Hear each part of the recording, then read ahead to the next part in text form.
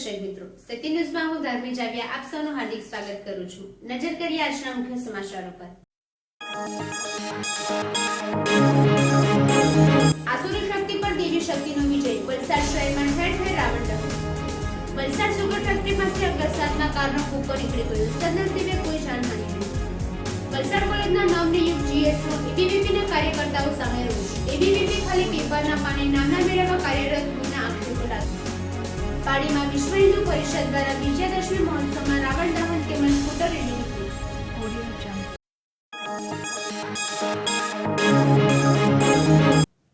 હવે સમાચારો વિસ્તારથી। વલસાડ શહેરમાં નવરાત્રી પર્વની પૂર્ણાહુતિ સાથે મંગળવારે ઠેર ઠેર રાવણ દહનના કાર્યક્રમો રાખવામાં આવ્યા હતા, જેમાં નાનકવાડા ખાતે સાંઈ મિત્ર મંડળ દ્વારા 37 ફૂટ ઊંચી રાવણની પ્રતિમા બનાવવામાં આવી હતી, જે આકર્ષણનું કેન્દ્ર બન્યું હતું। વલસાડ શહેરમાં ચાલુ વર્ષે મોટા આયોજકો સાથે નાના ભૂલકાઓએ પણ કેટલીક સોસાયટીમાં રાવણ દહનનો કાર્યક્રમ કર્યો હતો, પરંતુ શહેરનું આકર્ષણનું કેન્દ્ર નાનકવાડા ગ્રામ પંચાયત બાજુમાં રાખવામાં આવેલ રાવણ દહન આકર્ષણનું કેન્દ્ર બન્યું હતું। અહીં સાંઈ યુવક મિત્ર મંડળ દ્વારા આયોજિત રાવણ દહન કાર્યક્રમમાં આશરે 37 ફૂટ ઊંચી રાવણની પ્રતિમા બનાવવામાં આવી હતી। આ સાથે વલસાડ પાડીમાં 20 ફૂટ ઊંચા રાવણના પુતળાનું દહન કરાયું હતું, જેને જોવા માટે લોકટોળા ઉમટી પડ્યા હતા। અહીં માજી જિલ્લા પંચાયત સભ્ય દિનેશભાઈ પટેલના હસ્તે રાવણનો વધ કરી તેનું દહન કર્યું હતું। ત્યારે શહેરના વલસાડ પાડી રામલલ્લા મંદિર ખાતે પણ રાવણ દહનનો કાર્યક્રમ રાખવામાં આવ્યો હતો।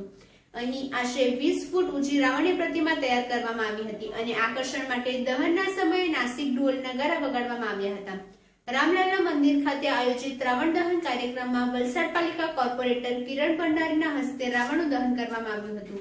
લોકોમાં રાવણ દહન જોવા આવવા મુખ્ય આકર્ષણ દહન સમય થતી આતશબાજી હોય છે અને અસત્ય પર સત્યની જીતની ખુશી મનાવતા ઢોલ નગારા સાથે લોકો ઝૂમી ઉઠ્યા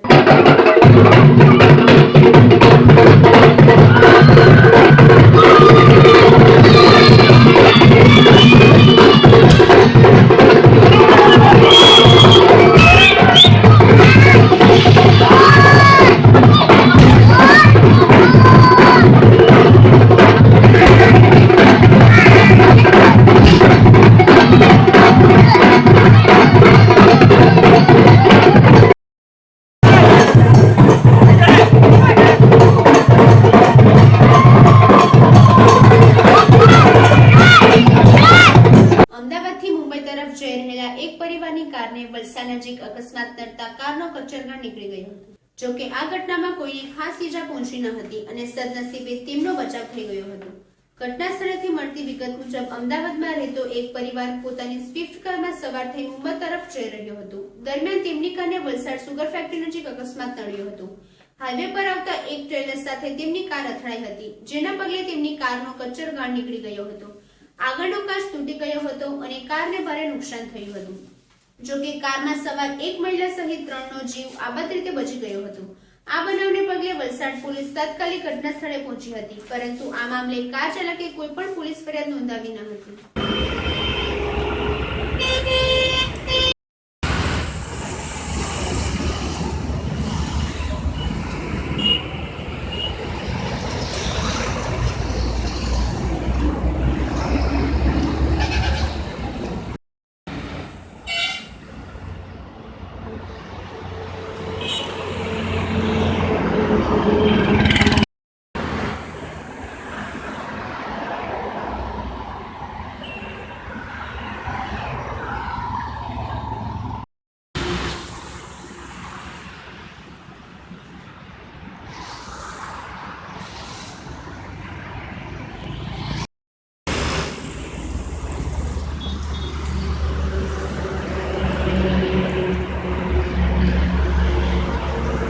વલસાડ શહેરની કોલેજોમાં ચાલુ વર્ષે ચૂંટણી બિનહરીફ રહી, જેમાં 3 કોલેજોમાં એબીવીપી અને એક કોલેજમાં ભાજપ પ્રેરિત અપક્ષ ઉમેદવારની જીએસ તરીકે વરણી થઈ હતી, જેમાં કોલેજમાં એબીવીપીના આંતરિક ફિકફાદ કોલેજ બહાર આવી ગયા હતા। વલસાડની કોલેજોમાં અખિલ ભારતીય વિદ્યાર્થી પરિષદના સભ્યો અને હોદ્દેદારો વચ્ચે છેલ્લા કેટલાક સમયથી ખેંચતાણ ચાલી આવી રહી છે। ત્યારે ચૂંટણી દરમિયાન કેટલાક હોદ્દેદારો કોઈ પણ પ્રકારના કામ વગર માત્ર વિજેતા સાથે જશ મેળવવા માટે આવી જતા હોવાના આક્ષેપ કેટલાક વિદ્યાર્થીઓએ એબીવીપીના હોદ્દેદારો પર લગાવ્યા છે, જેના કારણે શહેરની કોમર્સ કોલેજ સહિત હવે આર્ટ્સ અને દોલત ઉષા કોલેજના વિજેતા પ્રતિનિધિ પણ પોતાનો એબીવીપીના નહીં પરંતુ ભાજપ સમર્થિત અપક્ષ નેતા હોવાનું જણાવી રહ્યા છે। જ્યારે આ અંગે મનેશ પટેલના જણાવ્યા મુજબ એબીવીપીના હોદ્દેદારો ચૂંટણીમાં કોઈ કામ નથી કરતા. આર્ટ્સ, કોમર્સ અને દોલતોષાના વિજેતાઓ ભાજપ પ્રેરિત છે, પરંતુ તેઓ કોઈ પણ એબીવીપીમાં નથી, કારણ કે એબીવીપીના કોઈ પણ હોદ્દેદારો કોલેજની ચૂંટણીમાં કોઈ પણ પ્રકારની મદદ કરતા નથી અને જે જીતે તેની સાથે જ જશ મેળવવા માટે ઉભા રહી જાય છે અને પ્રદેશમાં પોતાની વાહવાહી મેળવે છે. તેમજ તેઓ કોલેજના પ્રશ્નોથી પણ દૂર ભાગે છે. ત્યારે કોલેજના વિશ્વસનીય સૂત્રો પાસેથી મળતી માહિતીઓ પ્રમાણે ભાજપ પ્રેરિત અપક્ષ કહેનારા તમામ વિજેતાઓને એબીવીપીના કેટલાક હોદ્દેદારોએ મનાવી લીધા છે અને આવનારા દિવસોમાં તમામ કોલેજના જીએસ એક મંચ પર આવી કોલેજના ઉદ્ધામાર્થે કયા કામો તરફ ધ્યાન આપવું તે અંગે ચર્ચા કરશે. પાડીમાં વિશ્વ હિન્દુ પરિષદ દ્વારા કુમારશાળા મેદાન પર વિજયાદશમી મહોત્સવ યોજાયો, જેમાં સાંજે 4 વાગ્યે સ્કૂટર રેલી કાઢવામાં આવી હતી, જે વિવિધ વિસ્તારો રામચોક, વલસાડી ચાપા, સ્વાધ્યાય મંડળ, જીઆઈડીસી, બાલદા વગેરે વિસ્તારમાં ફરી પરત પહોંચી હતી.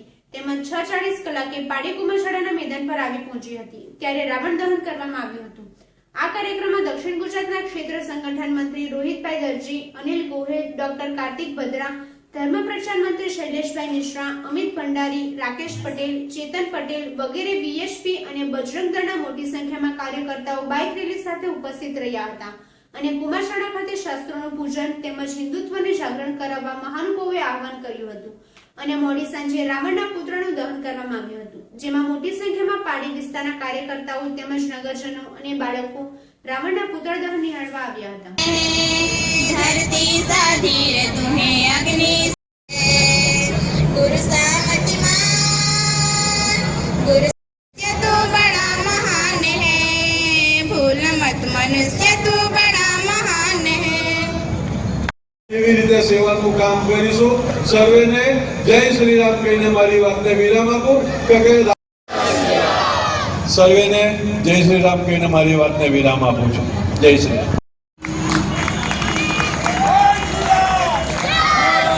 દુઃખની વાત એ નથી, દુઃખની વાત એ છે કે આપણે ફક્ત રાવણનો સંહાર નથી કરવાનો, આપણે રાવણ અને કંસ બંનેનો સંહાર કરવો પડશે.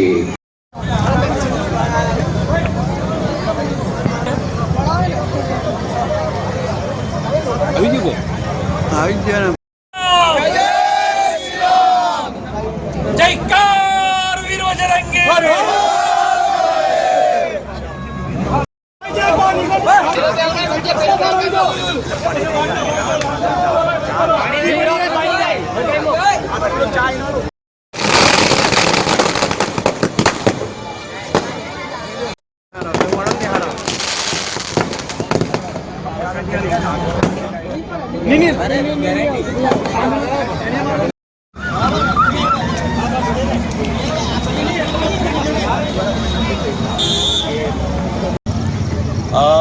આજે રાવણનું દહન થયું એ પ્રતિકાત્મક હતું, પણ હવે ખરેખર રાવણનું દહન કરવાની જરૂર છે અને એ રાવણ આપણા બોર્ડરની પેલી બાજુએ છે. આપણે ફક્ત રાવણ સાથે નથી લડવાનું, આપણે રાવણની સાથે કંસનું પણ, એટલે કે પાકિસ્તાન અને ચીન એ બંનેનો બી સંહાર કરવાનો સમય બાકી ગયો છે. અને એક રામ ભગવાને શું કર્યું હતું? અલ્ટિમેટલી રામ ભગવાને રાવણનો સંહાર કરીને એક રાષ્ટ્ર ધર્મનું પાલન કર્યું હતું. એક સામાન્ય નાગરિક તરીકે આપણે રાષ્ટ્ર ધર્મનું પાલન કેવી રીતે કરી શકીએ? મને લાગે આપણે નાના વ્યક્તિ તરીકે ચાઇનીઝ ચીજો, ચાઇનીઝ ગુડ્સ, ચાઇનીઝ માલને જાકારો આપીએ, ભલે સસ્તું મળે પણ ચાઇનીઝ કોઈ પણ વસ્તુ ખરીદીશું નહીં. દિવાળીમાં ચાઇનીઝ ફટાકડા અને ચાઇનીઝ લાઇટ ઇન્ડિયન ભારતીય માલ કરતાં 20, 30, 40% સસ્તું મળે છે. પણ હું આપ સૌને આ તમારા માધ્યમ દ્વારા વિનંતી કરું છું કે મહેરબાની કરીને ચીનની વસ્તુઓ ખરીદશો નહીં, કારણ કે ચીન આ જ પૈસાથી પાકિસ્તાનને મદદ કરીને આપણા સૈનિકોને મોતને ઘાટ ઉતારે છે, સૈનિકોની શહીદી માટે જવાબદાર છે. આથી એ હું તમને વિનંતી કરીશ. અને એ સાથે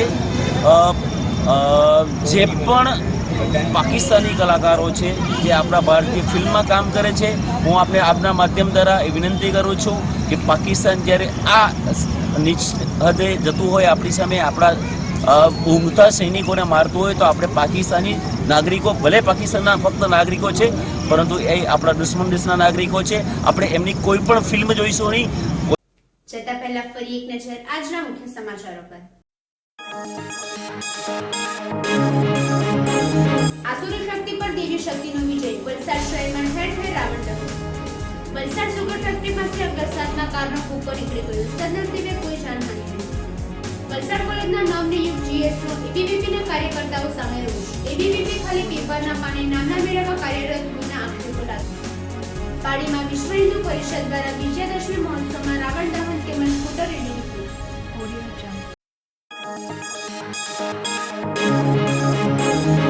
તો આ હતા આજના સત્ય ન્યૂઝના સમાચારો. વધુ સમાચારો સાથે ફરીથી મળીશું. ત્યાં સુધી રજા આપશો. નમસ્કાર.